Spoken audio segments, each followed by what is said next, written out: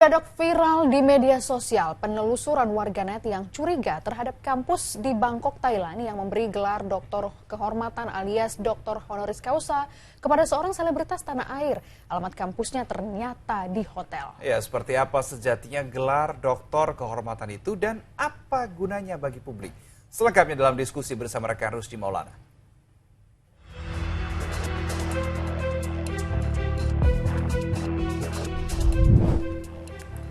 Wah, selamat ya Raffi Ahmad atas gelar barunya. Doktor Honoris Causa atas kontribusinya di industri hiburan Indonesia. Tapi, aku jadi penasaran nih, gimana sih caranya mendapatkan gelar Honoris Causa ini? Yuk selengkapnya kita diskusi. Ya, momen ini diunggah di sosial medianya Raffi Nagita saat mendapatkan gelar Doktor Honoris Causa dari Presiden Universal Institute of Professional Management di Bangkok, Thailand. Raffi dinilai berkontribusi dalam pengembangan industri hiburan konvensional, offline, dan digital di Indonesia. Ya, ada yang memuji, ada juga yang mengkritisi. Kolom komentar postingan sosial media milik Raffi ini mendadak ramai. Ada yang memberi selamat, ada juga yang kasih kritikan pedas.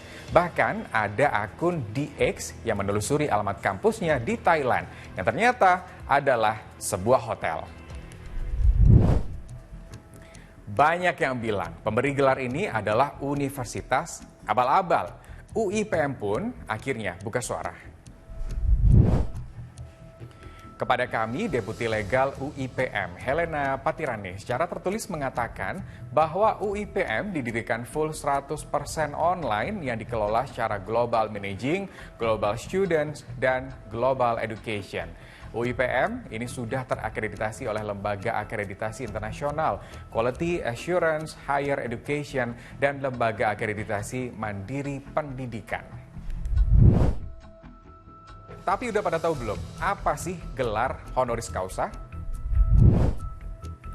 Berdasarkan Peraturan Pemerintah Republik Indonesia Nomor 43 Tahun 1980, gelar Doktor Kehormatan Honoris Causa adalah gelar kehormatan yang diberikan oleh suatu perguruan tinggi kepada seseorang yang dianggap telah berjasa dan atau berkarya luar biasa bagi ilmu pengetahuan dan umat manusia.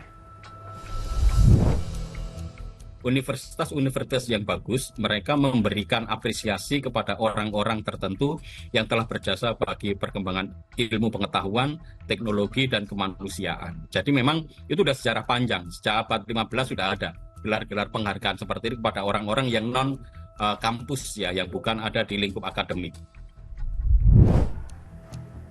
Lalu kenapa gelar honoris causa ini diberikan? Ya, gelar ini diberikan sebagai bentuk penghormatan kepada individu yang dianggap berkontribusi luar biasa di bidang ilmu pengetahuan, pengembangan pendidikan, kemanusiaan, kesejahteraan, dan dedikasi untuk perguruan tinggi. Ya, kemudian muncul pertanyaan besar. Pendidikan terakhir Raffi Ahmad adalah sekolah menengah atas. Emang bisa ya menerima gelar honoris causa ini? Dan ini penjelasan dari pengamat. Honoris causa tidak terkait dengan jenjang pendidikan formil, tetapi lebih kepada indikator yang layak dimiliki oleh seseorang yang memberikan kebermanfaatan yang besar, bukan saja secara nasional, tapi mungkin juga global. Jadi kebermanfaatan yang dilakukannya bisa berdampak bukan saja di lingkungan sekitar, tapi juga bisa nasional bahkan global. Ya, ternyata nggak cuma Raffi Ahmad yang mendapatkan honoris causa. Sederet publik figur tanah air juga pernah mendapatkan gelar ini. Siapa saja? Seperti W.S. Rendra di tahun 2008 atas kontribusinya dalam dunia sastra dan seni. Kari Nugroho di tahun 2022 di bidang seni penciptaan film.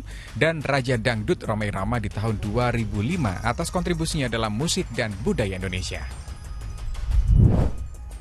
Nah, fun fact nih, ada satu tokoh Indonesia yang menerima gelar honoris causa terbanyak. Ya, Presiden pertama Republik Indonesia Insinyur Soekarno adalah pemegang gelar honoris causa terbanyak.